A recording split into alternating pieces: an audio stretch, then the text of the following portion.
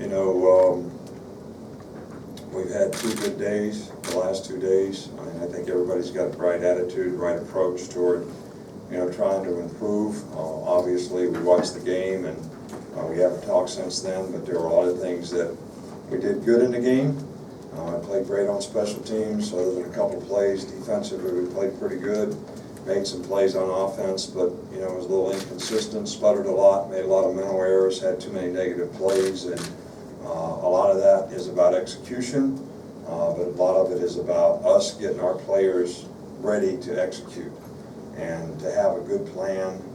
Virginia Tech's very good on defense, and we probably needed to have do a little better job for our players in terms of preparing them, because if they don't play and execute well, you know, that's on me, that's on the coaches, that's on what we didn't do. And we're certainly going to try to get that fixed. There's certainly things that we need to improve on. We got lots of work to do, and I think the players have had a really good attitude about, you know, working through that. And I think, you know, hopefully this is a bit of a wake-up call, you know, for some of the players who we've talked about paying attention to detail, how important it is to pay attention to detail. And, you know, the first thing you got to be is, you know, we live in a society now where everybody wants to do what they want to do. You know, nobody wants to be obedient. Nobody wants to pay attention to rules or whatever. I mean, you make a rule, you got to have your dog on a leash. Somebody wants to have their dog not on a leash. I mean, it's just the way it is. All right. Well, we can't have a team of people like that. All right. We got rules. We got things that people need to buy into, be committed to. Principles and values of the organization. Everybody's got to do it. And if everybody's not willing to do it, and we probably shouldn't play them. We should play somebody else and get people that are bought in, because I don't believe you can win with people who don't do that.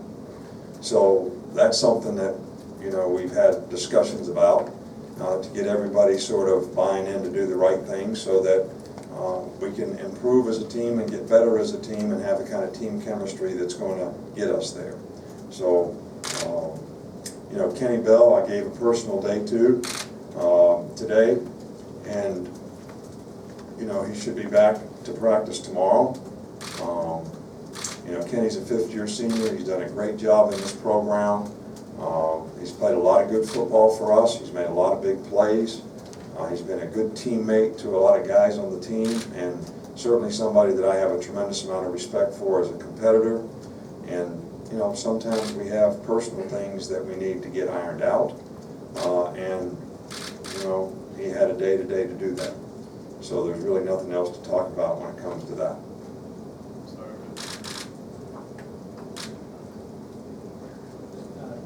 Focus on some of the younger wide receivers, guys like Chris Black, Raheem Falcon, drop balls. What can they do to make get on the field more, and what have they shown you so far? Well, I think first of all, you got to start out with me asking you a question. Who do you want to take off the field? Do you want to take Amari Cooper off? Do you want to take Christian Jones off? You want to take D. White off? You want to take Kenny Bell off? You want to take Kevin Norwood off? Because they have lots of experience, and they have good karma with the quarterback. And I think all those young guys have to develop that. And it takes time to develop, and they're talented guys, and we're pleased and happy to have them here. But, you know, it's kind of up to them to prove that we can trust them, which means they'll go out and do what they're supposed to do all the time with the kind of effort, toughness, discipline to execute, you know, all those things. So that's what they can do.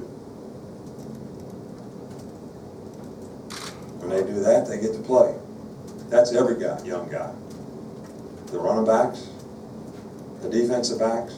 You know, we have 2 responsibilities to the players.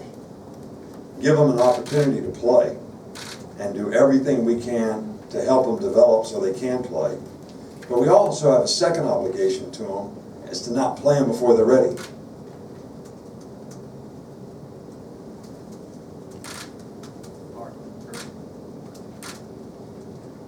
Derrick Henry and Alton Finney got in the game, some younger guys. I'm wondering what you saw from them at running back. I didn't see enough to take TJ out, or Fowler, or D. Hart.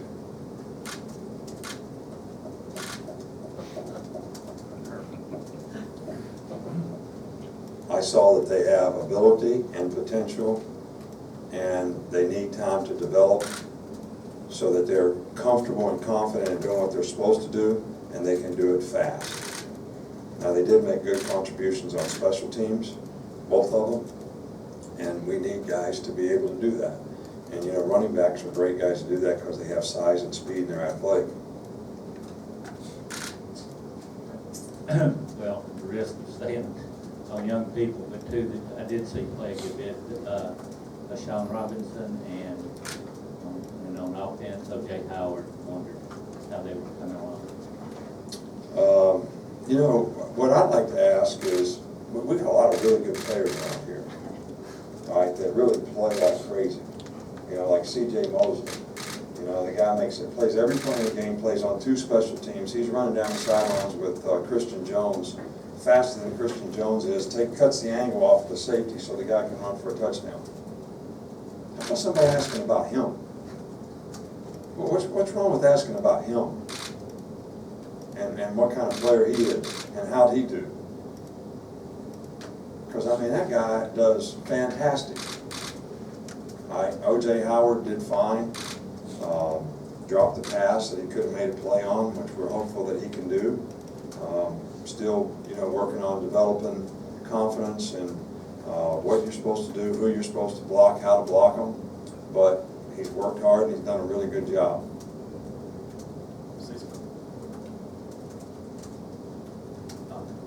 I was going to ask about AJ. He's open. How was his mobility the last 2 days? How did he look on film? You know, AJ's mobility's fine, and his mobility was fine in the game, and there was nothing wrong with him in the game.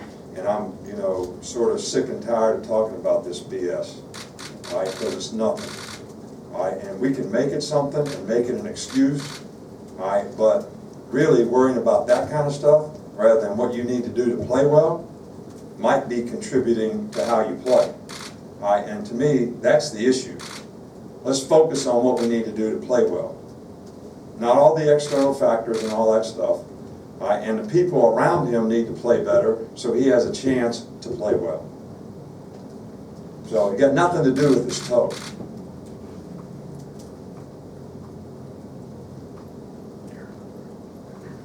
After reviewing the film, looking at the offensive line, how much of it was chemistry and communication issues?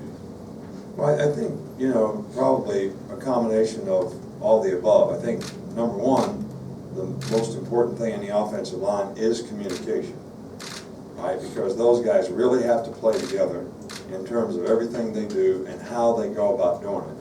So that is really, really important, okay? That's really important. All right, number two is, because they haven't played together for a long time, maybe sometimes even when there is communication, they don't trust in it, they don't believe in it, they're not sure of it, they're not positive, they're not confident. So then they play with a little apprehension, all right, about what kind of steps do I take here and all that. So those are definitely things that I think that we need to do a better job of. We need to have faith, trust, and confidence in what we're doing, but we need to communicate it and have trust in that too, and each other, so that we can all play with confidence. And I think that's going to take some time to develop, all right, but I also think that we're capable of doing it much better than what we did.